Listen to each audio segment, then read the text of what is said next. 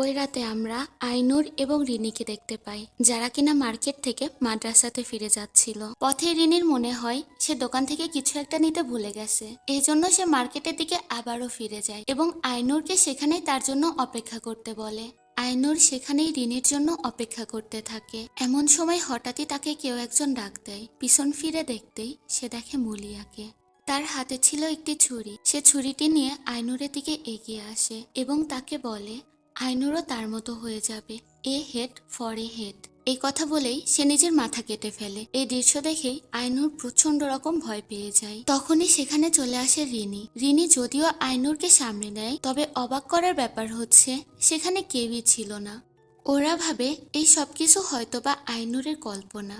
তবে এই ঘটনাতে আইনুর ভীষণভাবে চিন্তিত ছিল এবং বাড়িতে ফিরেই আইনুর শকড হয়ে যায়, কারণ এখানে আব্দু কেউ একজন মারা যাওয়া ব্যাপার নিয়ে ফোনে কথা বলছিল। অন্যদিকে টিভিতে আইনুর দেখতে পায় মৌলিয়ার মৃত্যুর ব্যাপারে জানানো হচ্ছে, অর্থাৎ মৌলিয়া আজ রাতেই মারা গিয়েছে। আর তার মৃত্যুও হয়েছিল তার দেহ থেকে মাথাটা আলাদা হওয়ার মাধ্যমে, যেটা দেখে আইনুর আরো বেশি অবাক হয়ে যায়। এর কিছু সময় পরের ঘটনা আমরা দেখতে পাই, যেখানে মূলত আইনুর জানতে পেরেছিল মৌলিয়া মূলত আর কেউ নয়, বরং তার নিজের বাবা ছিল।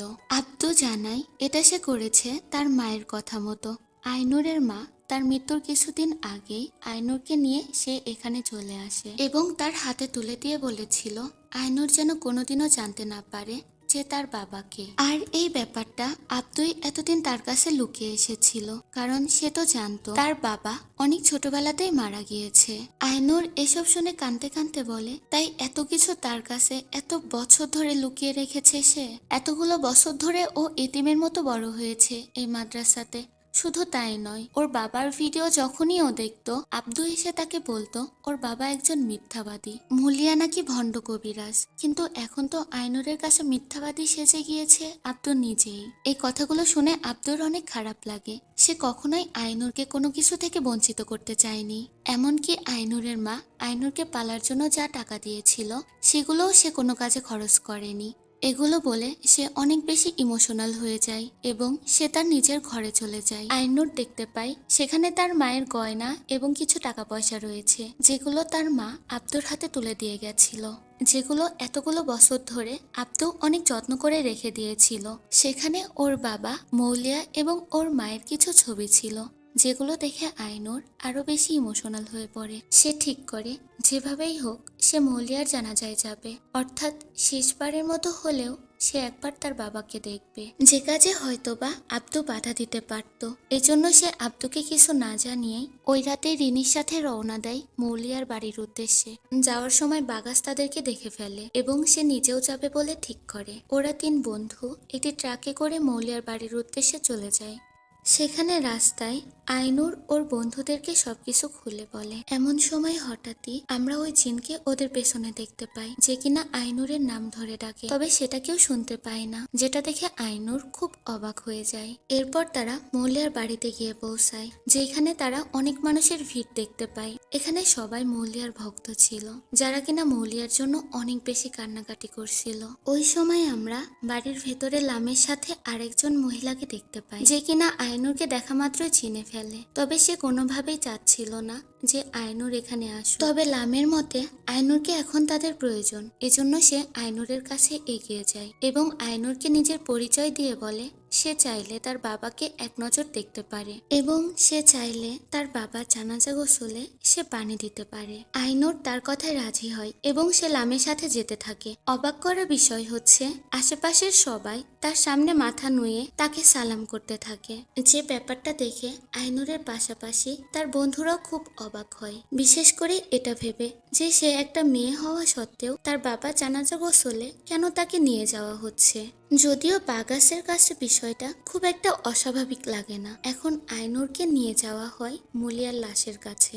মুলিয়ার লাশের গলাকাটা অবস্থা দেখে আইনুর একটু অবাক হয়। সেই সাথে সে খেয়াল করে মুলিয়ার হাতেও একই রকম চিহ্ন রয়েছে, যেটা তার নিজের হাতে রয়েছে। এরপর আমরা ওই মহিলার উপস্থিতি দেখতে পাই, যাকে একটু আগে লামের সাথে দেখেছিলাম। ইনি হচ্ছেন মুলিয়ার আরেকজন স্ত্রী। যার নাম সারি। এরপর মুলিয়াকে খবর দেওয়ার জন্য নিয়ে যাওয়া হয়, যেখানে গ্রামবাসীরা মুলিয়ার জন্য অনেক বেশি কান্নাকাটি করছিল। তবে অদ্ভুত ব্যাপার হলো, মুলিয়াকে কবর দেওয়ার সময় এখানে লাম কিছু অদ্ভুত তন্ত্রমন্ত্র পড়ছিল।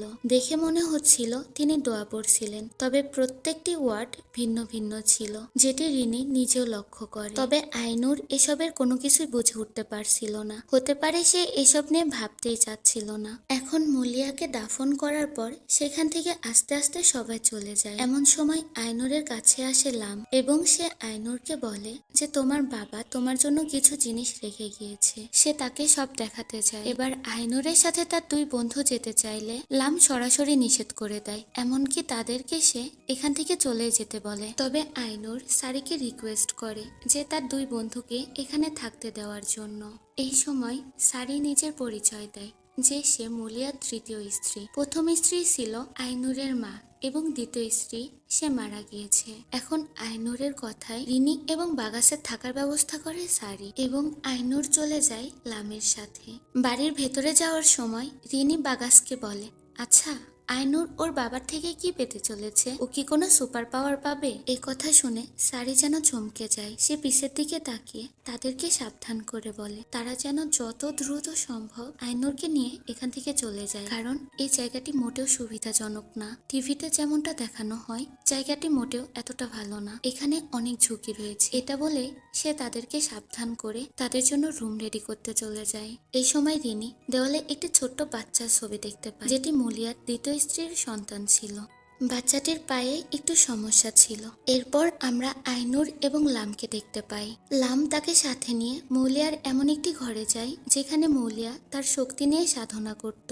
এখানে এসে আইনুর বলে সে তার বাবার সম্পর্কে সবকিছু জানতে চায়, যে তার বাবা কেমন মানুষ ছিল, কি করত, সবকিছু। তখন লাম তাকে সেখানেই অপেক্ষা করতে বলে ভেতরে কিছু একটা নেওয়ার জন্য চলে যায়। এমন সময় আইনুর তার পেছনের একটি রুমে পর্দার আড়ালে কারো উপস্থিতি টের পায়। দেখে মনে হচ্ছিল পর্দার পেছনে সত্যিই কেউ দাঁড়িয়ে আছে। এজন্য সে সেদিকে এগিয়ে যায়। তবে পর্দাটি সরাতেই সে খুব অবাক হয়, কেননা সেখানে কেউই ছিল না। এটা দেখে সে যখন সেখান থেকে চলে আসতে যায় তখনই পেছন থেকে পর্দাটি আবারও এগিয়ে আসে। এটা দেখে আইনুর একটু ঘাবড়ে যায়। সে আস্তে আস্তে পেছনের দিকে তাকায়। এমন সময় পাশ থেকে ওই জিন ওর উপর হামলা করে। এই অবস্থায় আইনুর প্রচন্ড ভয় পেয়ে যায়। সে ভয়ে চিৎকার করে উঠতেই সেখানে লাম একটি বই হাতে নিয়ে চলে আসে। লাম ওই বইটি আইনুরের হাতে তুলে দেয় এবং সে জানায় এই বইটি তার বাবার, যে কিনা এই বইটি আইনুরের জন্য রেখে গিয়েছে। লাম জানায় মুলিয়া সবসময় চাইতো আইনুর যেন তার মতো হয় এবং তার সমস্ত শক্তি দিয়ে সে যেন গ্রামবাসীদের পাশে দাঁড়ায়, যেভাবে এতদিন সে গ্রামবাসীদের পাশে দাঁড়িয়ে এসেছে। কথা শুনে আইনুর খুব অবাক হয় এবং সে জিজ্ঞাসা করে সে তার বাবার মতো কিভাবে হতে পারবে। উত্তরে লাম বলে আগামী 3 রাতের মধ্যে যে কোনো এক রাতে তাকে সে ওই সিক্রেট জায়গাতে নিয়ে যাবে, যেখানে গেলে সে তার বাবার সমস্ত শক্তি পেয়ে যাবে। এ কথাতে আইনুর রাজি হয়ে যায়।